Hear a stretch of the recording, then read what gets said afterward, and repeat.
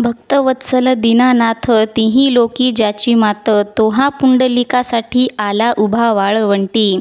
गर्भवास धरी अंबऋषीचा कैवारी, सकळा देवा अधिष्ठान एका मंत्रासी कारण. तुका म्हणे ध्यानी ज्यासी ध्यातो शूळपाणी.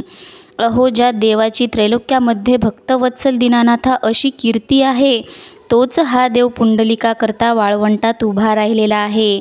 त्याने अंगऋषीचा कैवार घेऊन त्याच्यासाठी गर्भवास पत्करले. तो सर्व देवांचा अधिष्ठान आहे, म्हणून त्याच्या एका नामस्मरणाने सर्व सिद्ध होते.